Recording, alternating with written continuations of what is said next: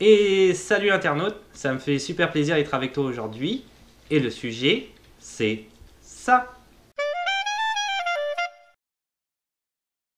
Bon alors là, c'est une vidéo sur certaines infractions que tu peux commettre au Canada, et qui sont des infractions, comme le porte son nom, mais qui ne sont pas, comment je dirais, nécessairement innées quand tu es un nouvel immigrant. C'est pas des choses que tu vas connaître de par toi-même parce que dans ton pays, c'était pas nécessairement des infractions, ou si ça l'était, c'était pas des infractions qui étaient vraiment punies par la loi, où tu vas avoir un petit avertissement et puis ça va être tout. Ici au Canada, c'est sûr qu'il faut quand même deux poids, deux mesures aussi. Je veux dire, les policiers sont quand même assez compréhensifs également. Mais il faut quand même que tu saches que tu fais des fois des choses qui ne sont pas permises et qu'un policier peut venir te voir et te demander d'arrêter de faire ces choses-là ou de te mettre simplement une petite amende et tu vas devoir payer et tu seras pas, t'es jamais content hein, quand il faut que tu payes, c'est sûr. Donc, euh, donc c'est ça. On va voir tout ça, toutes ces petites infractions ou petites grande, plus ou moins, infraction. Tout d'abord, par rapport à l'alcool. J'avais déjà fait une vidéo sur la chaîne qui parle de l'alcool. Donc, si tu veux savoir en détail comment ça se passe pour l'alcool ici, parce que c'est quand même assez particulier comment ça fonctionne, ne serait-ce que quand est-ce que tu as le droit d'en acheter, où est-ce que tu as le droit d'en consommer, etc. etc. Tu peux aller voir la vidéo sur l'alcool. Là, je vais plus parler, parce que j'en avais pas parlé dans cette vidéo-là, sinon le contenu aurait été trop long, des lois véritablement par rapport à l'alcool, qu'est-ce que tu as le droit de faire ou de ne pas faire, plus particulièrement ce que tu n'as pas le droit de faire.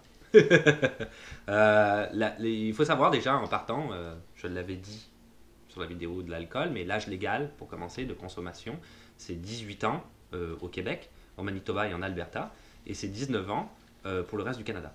Donc, ce qui explique Ottawa. Parce que Ottawa est de l'autre côté d'Ottawa, qui est en Ontario, c'est le Québec, et il y a Gatineau avec un pont qui les sépare. Et donc, certains qui ont 18 ans peuvent aller consommer de l'alcool à Gatineau et non à Ottawa. Sans parler des heures d'ouverture, mais va voir la vidéo sur l'alcool si tu veux connaître les heures d'ouverture des magasins qui vendent de l'alcool dans ces provinces-là, plus particulièrement au Québec. Petite anecdote aussi, au Québec, j'ai trouvé ça intéressant parce que je l'ai vu en faisant un petit peu des recherches vite vite, parce qu'il y avait pas mal de choses que je savais déjà. Le Québec, à lui seul, il représente 41% de la consommation de vin de l'ensemble du pays. Bon, je n'ai pas de commentaire à ce sujet-là. C'est assez spécial. Euh, Au niveau de l'alcool, t'as pas le droit ici, au Québec, de boire. Ça pourrait paraître idiot hein, de ce que je vais dire, mais c'est un fait hein, quand même. T'as pas le droit de boire de l'alcool au volant de ta voiture, ce qui est évident. Aux années 70, tu pouvais boire ta bière en conduisant sans de ceinture de sécurité, mais les lois ont évolué. Donc t'as pas le droit de boire de l'alcool au volant de ta voiture, même si elle est à l'arrêt. T'as pas le droit de boire quand ta voiture ne fonctionne pas. Tu n'as pas le droit d'être dans ta voiture en état d'ébriété, même si ta voiture est à l'arrêt. Toujours si elle est à l'arrêt. Évidemment que tu n'as pas le droit en roulant, ça c'est évident. En France c'est pareil. Je prends la France parce que je suis de là-bas, mais c'est ça, je suis français à la base. Mais c'est ça, tu n'as pas le droit même à l'arrêt. Donc tu n'as pas le droit d'être dans ta voiture en état d'ébriété et endormi. C'est-à-dire que la police va t'arrêter et tu vas carrément aller passer une nuit au poste, hein, littéralement. Ni sur la banquette arrière, tu dors sur ta banquette arrière, ni en avant. T'as pas le droit. Tu peux pas utiliser comme excuse le fait de ne pas avoir tes clés. Parce que en fait, il y a une loi au Québec qui s'appelle garde et contrôle. C'est vraiment le nom de la loi, qui explique que tu dois toujours être maître de ton véhicule en tout temps et avoir toutes les capacités pour contrôler ton véhicule. Donc, ça comprend le fait de posséder tes clés de voiture. Et si tu es dans ta voiture, en théorie, tu es censé, même si elle est à l'arrêt, même si tu dors, ça veut dire que quelque part, en tout cas ici au Canada, quelque part, tu vas l'utiliser à un moment donné et tu es en état d'ébriété. Tu es donc en erreur. Tu n'as même pas le droit, ça c'est ma conjointe qui me l'a dit, mais je trouvais ça vraiment cool, tu n'as même pas le droit de déneiger ta voiture en état d'ébriété. Parce que la même chose, la police va définir, va penser que potentiellement tu pourrais utiliser ton véhicule vu que tu le déneiges. Donc, faire très attention à ça. Il faut savoir que l'état d'ébriété au volant, ici au Canada, on rigole pas avec ça. c'est une peine criminelle. Donc ça va au criminel. Alors que par exemple, si tu fais un excès de vitesse, par exemple sur l'autoroute, qui est un excès de vitesse plus particulièrement sur l'autoroute, un excès de vitesse quand même assez grand d'effet de texte, ça va être une infraction pénale mais pas criminelle. Tu vas payer de l'argent, tu vas avoir des points en moins sur ton permis, mais ça ne sera pas au criminel. Alors que si tu es en état d'ébriété, tu peux littéralement avoir un casier judiciaire. Donc c'est vraiment pas pris à la légère. Petite chose quand même, tu peux dormir dans ton véhicule si tu es dans un parking Walmart. Ça c'est ma conjointe qui me l'a dit aussi. Mais pourquoi? Parce que tout ce qui est terrain privé, tu as le droit de le faire. Donc si je dors dans mon véhicule, même en état d'ébriété d'ailleurs, et que je suis devant mon garage, ma porte de garage, et que ma voiture est garée littéralement chez moi, là j'ai le droit. Parce que je suis chez moi, je fais ce que je veux chez moi. Donc c'est complètement différent. Mais si tu es dans ton véhicule à l'extérieur de là, tu ne peux pas. Donc les parkings Walmart, tu peux.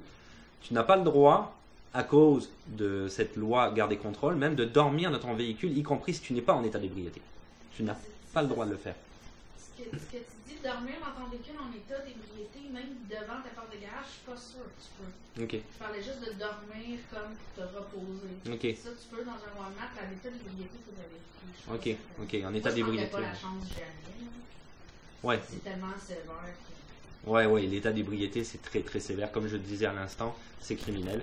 Donc c'est même pas sûr que tu aies le droit, comme ma conjointe le disait à l'instant, de dormir en état d'ébriété dans ta voiture qui serait sur le terrain de ta maison. C'est même pas certain, ça faudrait se renseigner. Mais si tu n'es pas en état d'ébriété, en théorie, pas en théorie, en pratique, tu as le droit de dormir dans ton véhicule s'il est sur le terrain qui entoure ta maison, ou dans les Walmart qui ont décidé de donner une aire de repos pour les gens si jamais ils sont trop fatigués au volant. Tu peux aller dormir. Il y en a certains aussi qui ont des caravanes, qui décident de dormir dans leur caravane. Mais là, tu peux aller dans un parking Walmart. C'est la même chose d'ailleurs sur l'autoroute. T'as pas le droit de dormir, t'as pas le droit de te mettre sur le côté de l'autoroute et de dormir dans ta voiture. Ça, c'est interdit.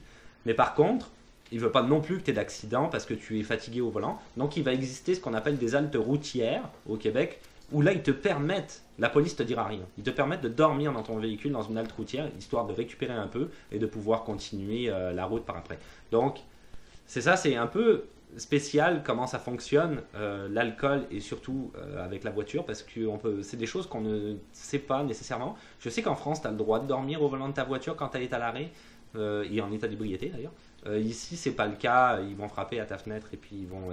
Même si t'es pas en état d'ébriété, t'es mieux de pas le faire parce que, comme je le disais, de toute façon, c'est pas légal. Et puis, ils vont partir du principe que t'étais sous à un moment donné. Ils vont t'emmerder, c'est sûr. C'est sûr, t'es mieux de pas le faire. Et vite. Je vais parler rapidement, pour finir avec ça, du cannabis parce que c'est d'actualité. Le 17 octobre, ici au Québec, le cannabis devient légal. Partout au Canada en fait, même pas que au Québec, c'est une loi fédérale que les provinces vont appliquer elles-mêmes, ne serait-ce que vis-à-vis des points de vente et de comment va se passer la législation. Mais en fait, l'alcool, pour revenir à l'alcool, puis on va rebondir sur le cannabis par après, parce que c'est ça que je voulais dire, tu n'as pas le droit pour l'alcool de boire de l'alcool dans la rue. C'est interdit ici au Canada. C'est sûr que la police va pas te mettre en prison parce que tu es en train de boire une bière dans la rue. Mais ce qui va t'arriver, c'est qu'ils vont prendre ta bière puis ils vont la vider dans le caniveau. C'est ça qui va arriver. C'est quasiment sûr et certain. Donc, d'où le fait que dans les films américains, tu vois souvent les gens qui boivent dans des sacs en papier marron. C'est pour cacher en fait ce qu'ils sont en train de boire. Ça pourrait être une bouteille de soda. Mais c'est un peu stupide parce qu'implicitement, quand tu as une bouteille dans un sac marron, tout le monde sait que c'est de l'alcool, c'est pas un jus d'orange. Donc c'est sûr que la police, si elle te voit avec un sac marron, elle va demander d'enlever le sac pour regarder c'est quoi que tu es en train de consommer. Et si c'est une bouteille d'alcool, ils vont la vider dans le caniveau. Même chose, comme j'expliquais, si tu décides de partir avec des amis et tu te dis ok, je vais acheter 6 bières et on va aller boire dans un parc, la plupart des parcs, en fait, ou quasiment tout le temps, c'est interdit de consommer de l'alcool à l'intérieur, hormis si c'est indiqué à l'extérieur du parc. Et donc, toi, tu vas être dans la rue, tu vas commencer à boire ta bière, la police te tombe dessus, ils vont te confisquer toutes tes bières et ta soirée, elle vient de tomber à l'eau. Donc, faut faire très attention avec ça. Mais et donc, pour continuer avec ça, je vais terminer avec ça. L'alcool, par exemple, si je vais à certains festivals, j'avais fait une vidéo sur les différents festivals qu'il peut y avoir au Québec, à Montréal et à la ville de Québec plus particulièrement. Par exemple, le festival Juste pour Rire, donc ça va être un festival extérieur, il y a un intérieur aussi, il y a des spectacles, mais il va être extérieur, c'est-à-dire qu'il va y avoir des rues qui vont devenir littéralement piétonnes, qui vont être fermées, et des points de contrôle. Quand tu arrives au point de contrôle, ils te demandent toujours d'ouvrir ton sac. Quand tu es français, comme moi, ou belge, ou même suisse, je pense, à l'heure actuelle, avec les attentats terroristes qu'on a pu avoir dans les dernières années, qui sont très très malheureux, hein, c'est clairement, on a une sécurité qui est plus accrue dans ces pays-là, où on va te demander d'ouvrir ton sac pour vérifier s'il n'y a pas des armes, s'il n'y a pas ce genre de choses-là. Ce qui est quand même assez normal, puisque c'est pour la sécurité des gens. Mais ici, c'est pas le cas. Moi, je le pensais, mais c'est pas le cas. Ici, en fait, ils ouvrent ton sac pour vérifier si tu n'as pas d'alcool à l'intérieur. C'est certain que s'ils trouvent un couteau ou un pistolet mitrailleur, ils ne vont pas te laisser rentrer quand même. Ils vont le traîner quasiment, certainement, bah c'est sûr même, ils vont appeler la police. Mais tu es dans une mauvaise situation. Mais tu partais aussi avec des mauvaises idées, hein, on s'entend. Mais c'est pas pour ça à la base qu'ils ouvrent le sac. C'est ça mon point. Ils ouvrent le sac pour vérifier que tu n'as pas d'alcool dans le sac parce que eux ont un permis de vente d'alcool sur leur festival ou dans le parc dans lequel ils font le festival ou dans les rues, comme je disais, qui sont bloquées, et ils veulent avoir absolument le monopole. Donc tu ne peux pas amener ta bouteille d'alcool. C'est pour ça qu'ils font ouvrir les sacs. Tu peux amener la plupart du temps des bouteilles d'eau, et c'est le gros maximum, parce qu'ils veulent avoir le monopole. Donc tu peux même pas boire dans les parcs la plupart du temps, tu peux boire quasiment nulle part à l'extérieur. Vraiment, c'est très très légiféré. Comme je disais tout à l'heure, il ne t'arrivera pas des gros ennuis, mais la police risque de venir t'embêter.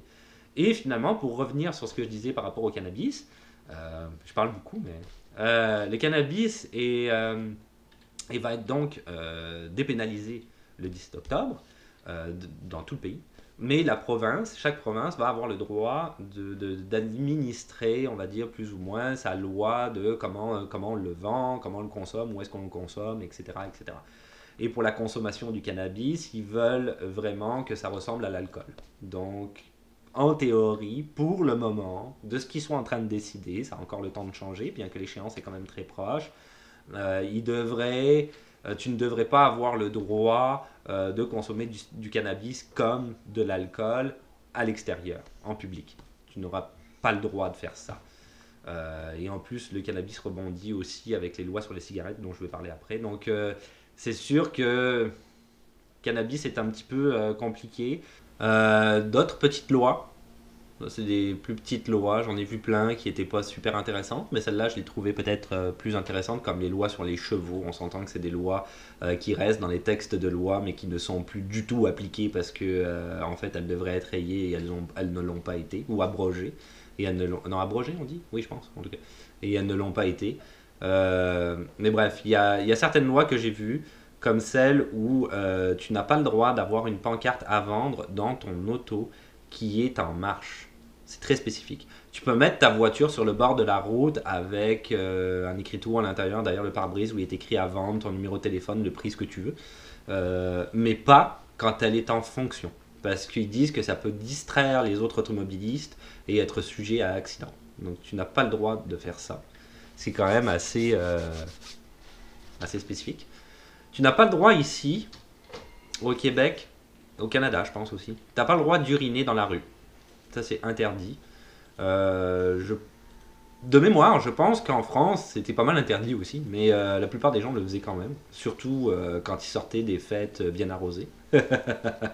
Mais et peut-être que la police aurait pu, si elle passait par là, te dire quelque chose ou te mettre une amende, j'en ai aucune idée. Mais je sais qu'ici au Canada c'est quand même un peu plus strict. Si te trouves vraiment en train d'uriner sur la place publique, sur la voie publique, c'est sûr que tu vas avoir une contravention, c'est sûr et certain. Et tu n'as pas le droit de jeter des déchets au sol non plus. Ça aussi c'est interdit. Donc même chose, contravention. Et tu n'as pas le droit, ça c'est un truc que j'avais trouvé au fédéral, mais sur lesquels avec ma conjointe on s'est dit qu'il fallait qu'on se renseigne peut-être de manière plus précise, et j'ai pas trouvé de manière précise de texte de loi à ce sujet-là, mais tu n'as pas le droit de pratiquer la magie au Canada. Alors la magie, bon, ça comprend pas, pour ceux qui connaissent Luc Langevin ou Vincent C, qui sont des magiciens Prestigitation. J'ai du mal à prononcer ce mot-là. C'est un mot compliqué. J'aime pas les mots compliqués. Et bref, c'est ça, cette magie-là, non. C'est plus la magie de ce que j'ai lu, qui serait les marabouts, ceux qui donnent la bonne aventure, etc.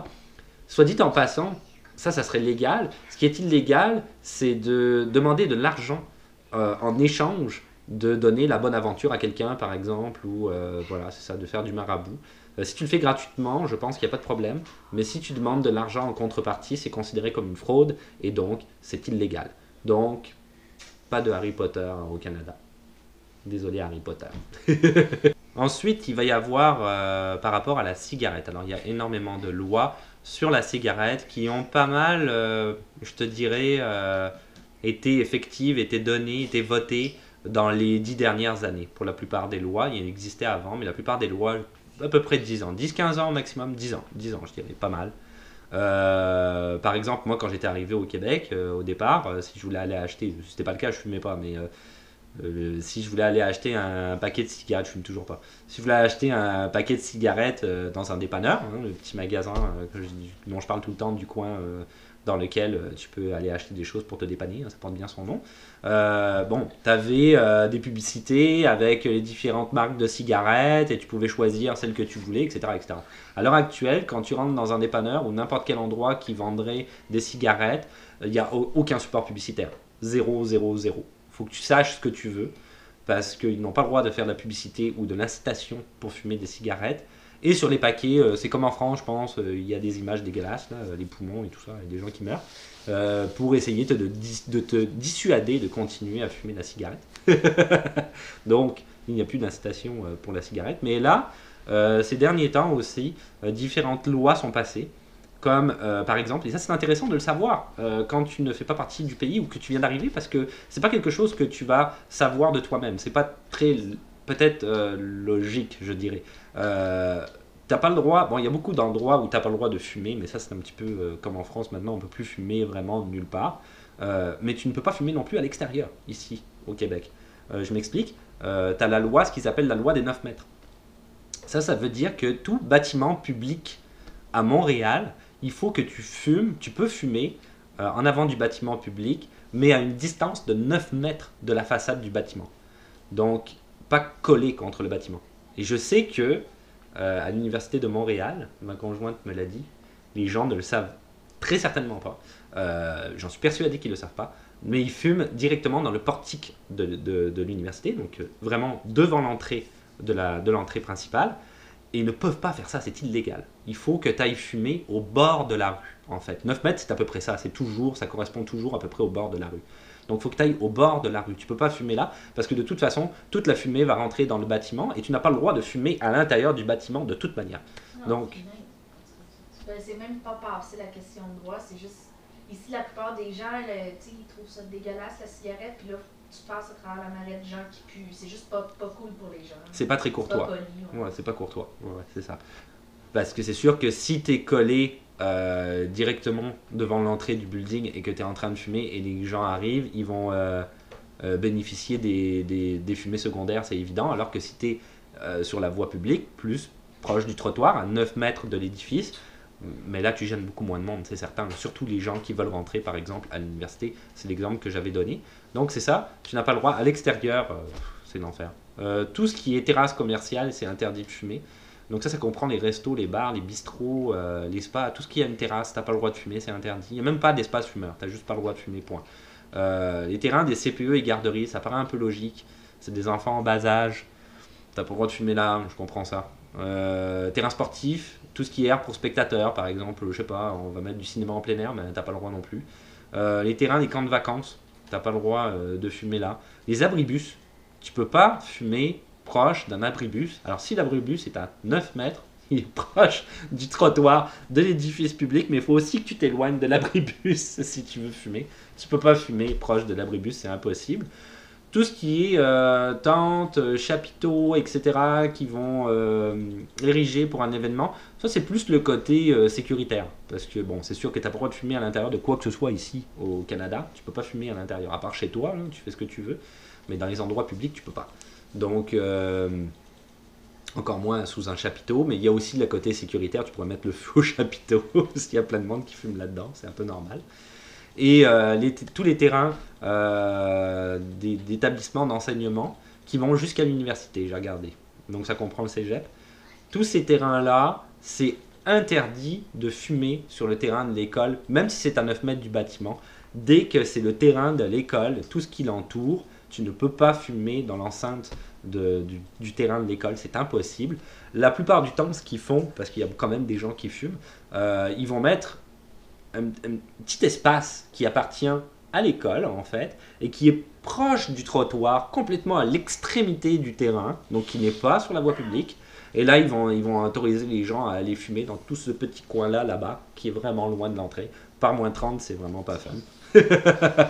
Donc c'est sûr que au Québec, au niveau de la santé publique, ils te dissuadent beaucoup avec toutes les lois mises en vigueur de fumer la cigarette. Ça, c'est évident, c'est clair et net. C'est très compliqué ici de fumer la cigarette comme il faut, on va dire. Et voilà, c'est tout pour aujourd'hui. Donc c'était en ce qui concernait les différentes lois que tu ne connaîtrais peut-être pas obligatoirement parce que tu viens d'un pays d'Afrique, de France, de Suisse, je sais pas, d'un pays d'Asie, peu importe, et que ce sont des lois qui sont plus spécifiques et qui tomberaient pas dans le bon sens quand tu arriverais ici. Donc au moins peut-être ça t'éclairera un petit peu là-dessus. En ce qui concerne le cannabis, comme je le disais tout à l'heure, il va être dépénalisé au niveau du pays entier, du Canada, le 17 octobre. Donc je vais certainement faire une vidéo sur ce sujet-là, parce que c'est quand même un événement. C'est comme la fin de la prohibition avec l'alcool. On va voir, j'ai hâte de voir, d'expérimenter ça. Pas le cannabis, parce que j'en fume pas, mais chacun fait ce qu'il veut dans la vie. Mais d'expérimenter, comment dire, vraiment ce grand changement, et voir comment ça va se passer, où est-ce qu'ils vont le vendre, à quel prix, comment les gens vont en consommer, qu'est-ce que ça va donner cette journée-là, plus particulièrement, qui va être la grande fête nationale d'après moi, la deuxième grande fête nationale.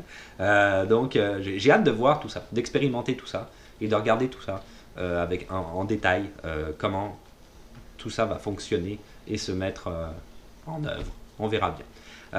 Donc, après, le reste, c'est comme d'habitude.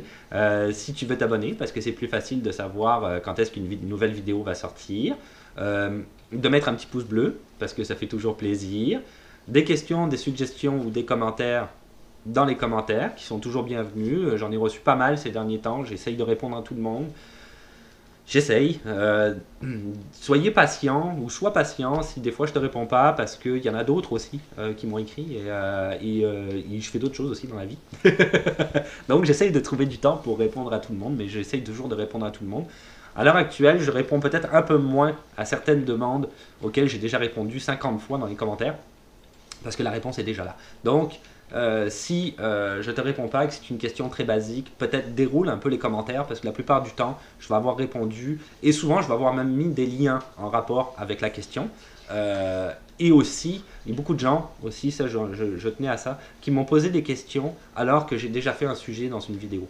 Donc, ça aussi, si tu as une question, regarde vraiment tout le contenu de la chaîne, et regarde s'il n'y a pas une vidéo qui est en rapport avec la question que tu voudrais me poser, parce que peut-être que cette vidéo-là va directement répondre à ta question avant même de me la poser, ce qui va faire gagner du temps à tout le monde. Et surtout à toi, parce que du coup, regarder une vidéo, c'est plus simple que de lire quelqu'un qui tape à l'ordinateur. Donc voilà, j'ai terminé avec ce que je voulais dire. Et puis le compte Instagram qui existe toujours, tu peux aller voir, je mets toujours des photos, il n'y a pas de souci. Et puis on se dit à la revoyure. Ciao, bye.